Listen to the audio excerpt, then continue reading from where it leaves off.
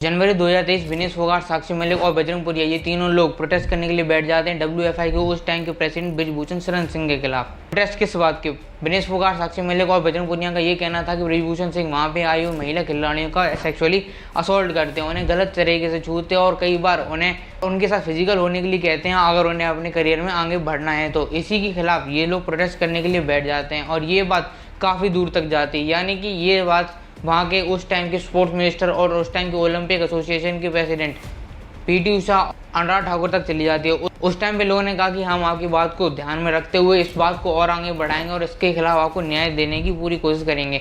काफ़ी टाइम हो जाता है, ये लोग हमें प्रोटेस्ट बंद कर देते, पर ऐसा होता बिल्कुल भी नहीं है, इन्हें न्याय नहीं मिलता। पर कुछ ही समय बाद जब इन्हें न्याय नहीं मिलता तो अप्रैल मई के टाइम पे ये लोग फिर से प्रोटेस्ट करने के लिए बैठ जाते हैं, जहाँ पे इस बार इनकी अपील होती है कि डब्ल्यूएफआई के प्रेसिडेंट की चेयर से ब्रिजभूषण को हटा दिया जाए और इतना ही नहीं, उनके खिलाफ एफआईआर भी दर्ज की जाए और उनको जेल में डाल दिया जाए। और इसके खिलाफ बहुत ज़्यादा प्रोटेस्ट होते हैं। शुरुआत में तो ये सिर्फ 3-4 ही लोग थे, पर इसके बाद बहुत ज़्यादा लोग इनके आसपास आ जाते हैं। इतना ही नहीं, इन्हें पॉलिटिशियन का भी सपोर्ट मिलता है और काफ़ी ज़्यादा कम्युनिटी का भी सपोर्ट मिलता है। इतना ही नहीं, इनके खिलाफ बहुत ज़्यादा बातें भी बनाई जाती हैं। ये कहा जाता है कि ये लोग जितने भी प्रोटेस्ट कर रहे हैं वो सब जाट हैं और ब्रिजभूषण सिंह ठाकुर हैं, इसी की वजह से यहाँ पे कम्युनिटी गेम खेला जा रहा है। इन दोनों को बीच में लड़ाने के लिए, ब्रिजभूषण को नीचे दिखाने के लिए ये सब किया जा रहा है। बात आगे बढ़ती रहती है पर इन्हें न्याय नहीं मिल रहा होता है। इसी की वजह से साक्षी मलिक, विनेश फोगाट और बजरंग पुनिया ये तीनों लोग अपने गोल्ड मेडल तक समर्पित करने के लिए राजी हो जाते हैं और ये कहते हैं अगर हमको न्याय नहीं मिला तो ये सारे गोल्ड मेडल हम गंगा में बहा देंगे और आज के बाद कुश्ती या फिर सारे गेम से त्याग ले लेंगे। हालांकि जब लोगों ने इनसे अपील की तब ऐसा नहीं हुआ, पर बाद में जाके सुप्रीम कोर्ट के कहने पे दिल्ली पुलिस ने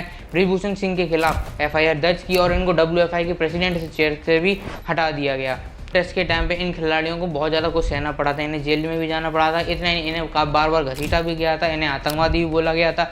ये भी कहा गया था कि ये लोग सब पॉलिटिशियन से पैसा लेके बैठे हुए हैं और इतना इन्हें घसीटा गया था, लाठीचार्ज का सामना करना पड़ा था। इसी वजह से ये लोग बहुत ज़्यादा इंजरी से सफ़र कर जाते हैं। अब ऑब्वियसली इन्हें आगे गेम भी खेलने थे, इसीलिए एशियन गेम वगैरह में ये लोग शामिल नहीं हो पाते। खास करके विनेश फोगाट, इन्हें नी इंजरी हो जाती है जिसकी वजह से ये सही से शामिल नहीं हो पाती हैं बाकी गेम्स में।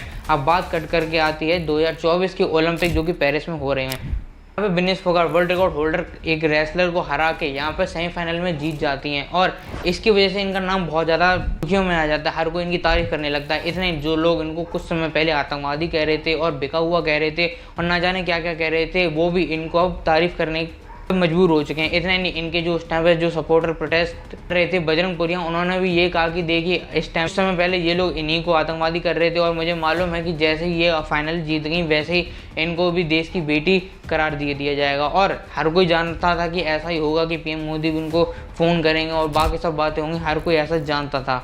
पर हालांकि ये सब नहीं हो पाया क्योंकि फाइनल से पहले उनका वजन बढ़ गया और 50 कैटेगरी में सिर्फ और सिर्फ 100 या 150 ग्राम की वजह ज़्यादा होने से इन्हें डिस्क्वालीफाई कर दिया गया। अब जैसे ही ये डिस्क्वालीफाई हुई तो कई सारी बातें इंटरनेट पे और मीडिया पे, ट्विटर पे, इंस्टाग्राम पे बहुत ज़्यादा वायरल होने लगी। कई सारे लोग इसमें अपनी अपनी कॉन्स्पिरेसी बनाने लगे। कई सारे अपोजिशन के लोग ये कहने लगे कि इसमें भी मोदी जी का हाथ है, इन्होंने जानबूझ के ये सब किया है कि विनेश फोगाट गोल्ड मेडल ना जीत सके, इसके लिए इन्होंने एक मेडल भी कुर्बान कर दिया हमारे देश का। ऐसी बातें भी बनाई गई और कई सारे लोगों ने इस चीज़ का सपोर्ट किया और उनके ओलंपिक रूल्स का सपोर्ट किया, जैसे बजरंग पुनिया। इतना ही नहीं, विनेश फोगाट के सर ने भी इस चीज़ का सपोर्ट किया कि रूल्स आर रूल्स, रूल्स जो होते हैं उनको फॉलो करना ही पड़ता है, भले ही आप कोई भी हो या फिर कितना ही संघर्ष करके आ रहे हो, उससे फ़र्क नहीं पड़ता। पर देखिए बात इससे भी थोड़ी बहुत आगे की है। जब ये सेमीफाइनल खेल रही थी उस टाइम पे इनका वेट 49 के अराउंड था। अब देखिए इनका जो नॉर्मल वेट है वो 57 के अराउंड है और जैसे यहाँ पे मैच खत्म होता है एक ही रात के अंदर इनका वजन 52 पॉइंट से भी थोड़ा ज़्यादा हो जाता है। और इसी की वजह से जब अगला गेम आता है इन्हें पता होता है कि हमें अपना वजन कम करना पड़ेगा, क्योंकि अगर नहीं किया तो ये कैटेगरी से बाहर हो जाएंगे।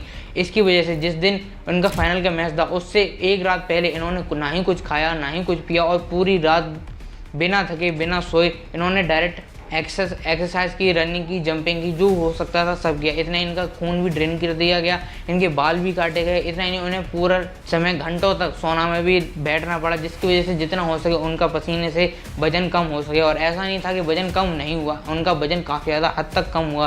पर वेटिंग हुई और इनका जब वजन नापा गया तो सिर्फ और सिर्फ 150 ग्राम की वजह से इनका क्वालिफिकेशन फाइनल में नहीं हुआ और इनको डिस्क्वालीफाई कर दिया गया। अब जैसे ये सब हुआ वैसे ही विनेश फोगाट को हॉस्पिटल में एडमिट कर दिया गया, क्योंकि पूरी रात से इतना सब कुछ करने की वजह से उनकी बॉडी पूरी तरीके से फेटेंट कर गई थी। बहुत ज़्यादा दर्द उन्हें हो रहा था, बहुत ज़्यादा थके हुए वो फील कर रही और बिल्कुल भी एनर्जी उनके शरीर में नहीं थी। इसी वजह से उनको हॉस्पिटलाइज कर दिया गया।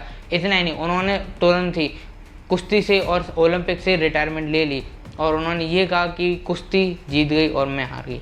जैसे ही इन्होंने ट्वीट किया और जैसे ये अनाउंसमेंट की, वैसे कई सारे जो मीडिया के लोग थे, जो सो कॉल्ड बहुत ज़्यादा अच्छे जो मीडिया एंकर बनते हैं, वो ये कह रहे थे ये सब तो बहानेबाजी होती है। आप पहले कभी मेहनत नहीं करते और जब एकदम से आपको डिस्क्वालीफाई कर दिया जाता है तो आप बहाने बनाते हो। सबसे पहली बात, कभी खुद जाके रूल्स वगैरह पढ़ना हो, जाके कभी जानकारी लेना, तभी ऐसे बकवास बातें करनी चाहिए, ऐसे नहीं करनी चाहिए। देखिए बात सिर्फ यहीं तक नहीं रुकी, कई सारे लोगों ने इसका बहुत ज़्यादा विरोध किया। विरोध रूल का किया, क्योंकि आपको बहुत अच्छे से मालूम होगा, अगर नहीं मालूम है तो बता दूं कि ओलंपिक में अल्गेरियन बेस्ड एक बॉक्सर जो कि वुमेन कैटेगरी में आती थी, पर इनका जो बायोलॉजिकल स्टेटस था वो एक मेल की तरह था, क्योंकि इनके पास मेल क्रोमोसोम यानी XY क्रोमोसोम थे और ये वुमेन कैटेगरी में सबके साथ लड़ रही थी और बहुत ही जल्दी ये सबके सामने जीती जा रही थी। और इनका नाम था इमानी खलीफ।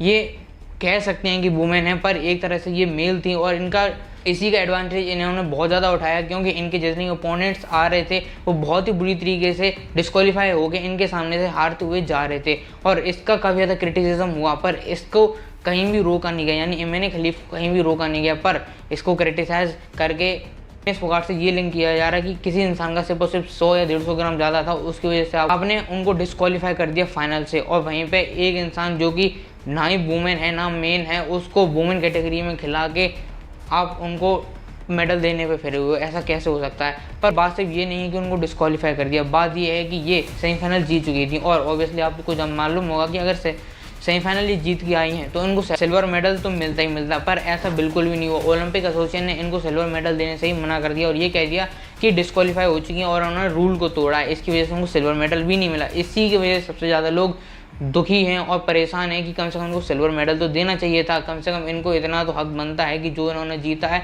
वो मिल जाए। चलिए मानते हैं कि फाइनल में इनको डिस्क्वालीफाई कर दिया गया, भले ही 100 ग्राम के वजन से किया गया, कम से कम डिस्क्वालीफाई तो किया गया रूल के हिसाब से। पर जो सेमीफाइनल में जो खेली थी उस टाइम पे तो उनका वजन 49 के अराउंड था और जो कि अंडर वेट थी उस टाइम पे जो खेली थी, कम से कम उसका प्राइस तो इन्हें मिल जाना चाहिए। ऐसा भी अभी नहीं हो पा रहा है। और देखिए ये अकेला सेटबैक नहीं है इस टाइम पे ओलंपिक में। इस टाइम बार ओलंपिक में इंडिया ने बहुत ही कुछ एवरेज परफॉर्म किया, एक भी अभी तक गोल्ड नहीं आया। एक ही जो उम्मीद थी नीरज चोपड़ा से, वो भी सिल्वर मेडल में रह गई। हालांकि उनको बहुत ज़्यादा इंजरी थी और काफ़ी ज़्यादा ट्रेनिंग से वो दूर थे और काफ़ी ज़्यादा परेशान थे और बाकी और रीजन की वजह से वो हिट नहीं कर पाए, 92 का मार्क हिट नहीं कर पाए, जिसकी वजह से वो सिल्वर मेडल पर रह गए। हालांकि ये भी काफ़ी ज़्यादा अच्छा तो ये भी नहीं ले पाता और पाकिस्तान ने ये जीत लिया, जिसकी वजह से उनको काफ़ी ज़्यादा बधाई मिल रही है। खैर मैं तो बिल्कुल ना लूँ। शूटिंग में, हॉकी में ब्रॉन्ज वगैरह लेके इस टाइम पे मेरे ख्याल से गोल्ड एक भी इंडिया ने नहीं जीता और काफ़ी ज़्यादा एवरेज परफॉर्मेंस चल रही है, पर कंट्रोवर्सी जितनी हो सके बाकायदा बढ़िया तरीके से चल रही है।